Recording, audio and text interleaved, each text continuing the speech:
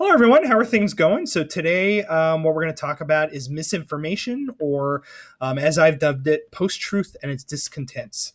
And post-truth is a buzzword. It's a term that has emerged over the last few years to describe our current information ecosystem, which a lot of scholars and journalists are very troubled by, right?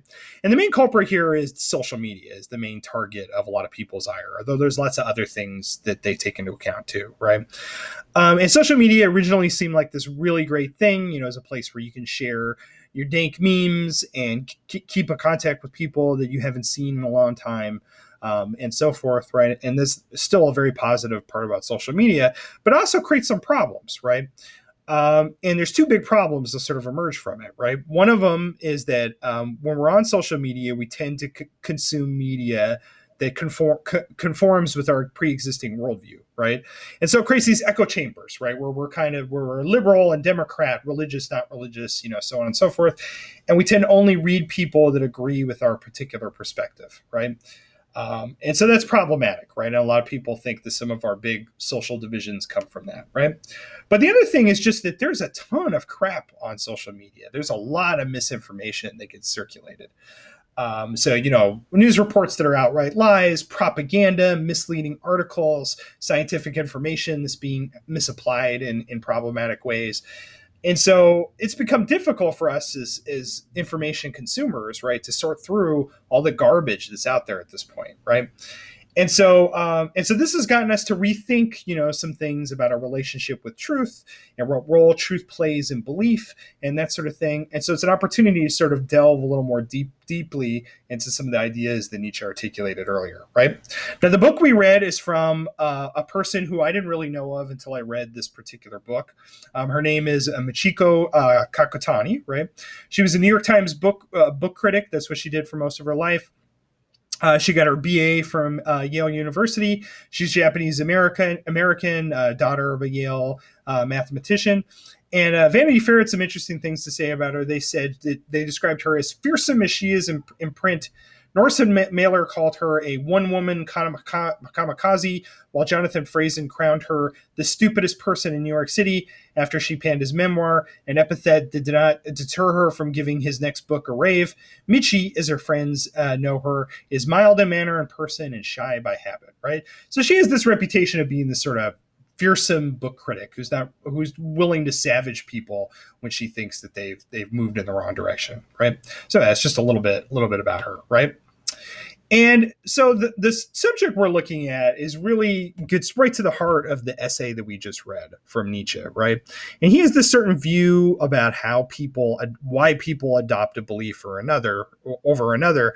And in this particular viewpoint, the truth is mostly irrelevant and doesn't play much of a role at all. In fact, it plays no role, it seems like, in his worldview, right? So he argues human beings do not so much flee from being tricked as from being harmed by being tricked. Even on this level, they do not hate deception, but rather the damaging inimical consequences of certain species of deception. Truth, too, is only desired by human beings in a similarly limited sense. They desire the pleasant, life-preserving consequences of truth. They are different to pure knowledge if it has no consequences, but they are actually hostile towards truths which they may find harmful and destructive, right? And basically, the argument he's making here is the reason we believe in one thing or another usually has to do with the consequences, right?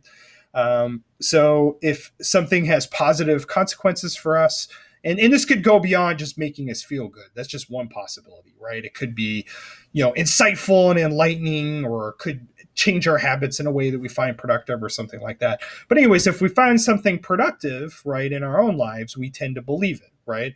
If we find it damaging, we tend to not believe it, right? And he really thinks, and I think the gist here is that he really doesn't think there's a lot of room for much of a role for truth to play in this picture, right? We could say something like, in addition to believing something because it leads to beneficial consequences, we also believe it because it's true. But he thinks that's an unnecessary step. He doesn't think we need that second part, that we could explain most of the business of why people believe things based on the consequences it has on those people's lives, right? And that's an interesting argument, and one that's carried a lot of weight for a long time, right? Pragmatist thinkers like Richard Worre have carried that and done new things with it. And I think, as I mentioned in my previous video, there's certainly some truth to it, right? We do know pretty clearly that if we just share the facts with somebody about a particular situation, that it doesn't necessarily make them more likely to believe it, right? So, anyways, this is his worldview, right? Basically, the idea that in the end there is no truth, and the reason we believe things is more or less because of the consequences those things have in our lives, right? But this while this makes, I think this does make a lot of sense when we're talking about belief, right? So when we're talking about why people believe something, right, it becomes a lot more problematic when we start getting into questions of misinformation, propaganda, and lies, right? Um, and so seems to be something a little more important to a lie than just the consequences that it has for us, right? And so I'm going to go ahead and illustrate some recent examples of misinformation and talk a little bit about why I think that might be the case, right? And then I'm going to connect that to Kukatani and what she's arguing in her piece here, right? So I'm going to give you a couple examples. Some of these are pretty. Misinformation is always fun to talk about. So some of these are pretty fun and stupid and so forth, right? But one of them, the first one I want to talk about is the Obama sperm scandal, right, which happened. I think it was like 3 years ago, I think at this point, but I don't quite remember, right? And the basic idea behind this is that Obama had a national portrait commissioned, like most presidents do, right? And he chose some unorthodox African American figures to paint him, right? Him and his wife did chose some unorthodox African American figures, right? So they produced these sort of wildly different and interesting portraits, the kind of stuff that you wouldn't necessarily expect to see in the White House, right? Now, a lot of conservative critics, though, they thought they found something quite unusual in his portrait, right? And this is really difficult to see, and I'm going to have trouble like pointing it out. Let's see if I can use my finger here. But the idea is that the painter had actually hidden a picture of a sperm, like in Obama's head over here, right? And so you can kind of see it over here if you like look real close at the picture. You can see something that looks kind of like a sperm, right? And this became a big thing on social media for a while. So people were sharing this crap. There were a lot of people that seemed to believe it for one reason or another. At one point, Sean Hannity, who's a personality on Fox News, shared this on Twitter, and then he deleted it and blamed it on some staffer or something like that. Alex Jones, who runs the famous fake news site InfoWars, also made claims to this, right? And of course, the argument here is obviously absurd, right? This is if you look at pictures of Barack Obama's face, this vein here is a pretty common feature, and the painter was just trying to recreate that feature on his body. There's definitely not a hidden sperm here, right? But the point here is like, so let's think about, if we think about things from Nietzsche's perspective, when we think about truth in his way, right? So the question becomes, what are the consequences of someone believing this one way or the other? Like what's the benefit of it, right? And clearly people that believed this, it had a beneficial impact in a lot of ways, right? It helped reinforce their worldview that Barack Obama was a perverted, horrible perverted person and so on and so forth, right? Made them feel good about themselves and the views that they held about the world and so on and so forth, right? But I think we want to say, right, that even if it had that kind of impact, that it's false, right? That's false that there's a sperm here, right? That this isn't just a matter of interpretation, that in fact, the painting does not contain this feature, right? And so that's, something that should just sort of percolate in the back of your head and keep you thinking about stuff, right? Another example, and this is a more recent one, it has to do with 5G, right?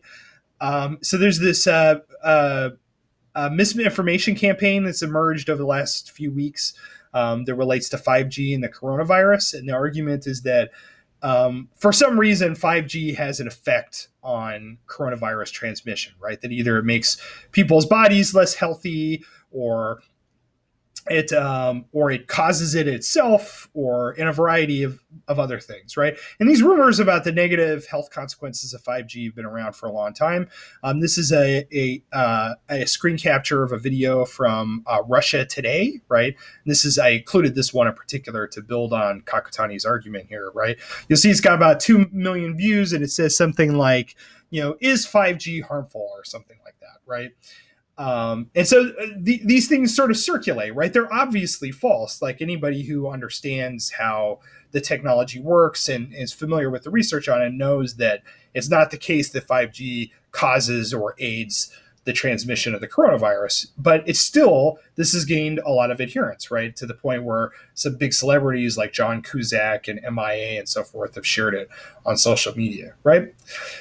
Now, I think you might say something like along the lines of, what's the big deal about this? So people believe stupid things. Like who cares, right?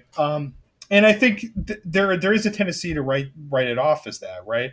But I think Kukutani in particular thinks that it is a big deal, right? That it is important that that this misinformation is being spread around, right? And that we're constantly having to deal with sorting through all these lies that exist in the world around us, right? And the argument she makes is that it creates, oh, got it, this hid my face. Oh, I'm over here. The argument she makes is that it creates a kind of fatigue, right?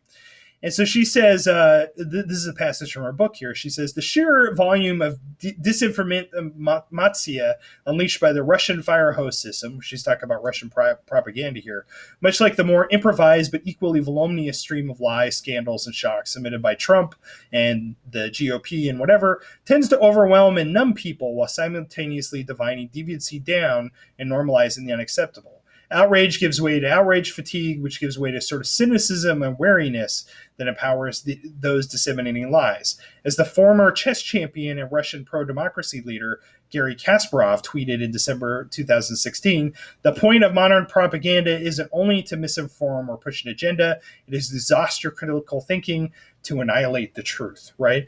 And the argument she's making here is basically that eventually we just kind of get tired, right? We're dealing with this so often that eventually we just throw ourselves hands up in the air and say, well, how do we make sense of anything anymore? How can we tell if anything's true or false? There's all this misinformation being circulated all the time, right?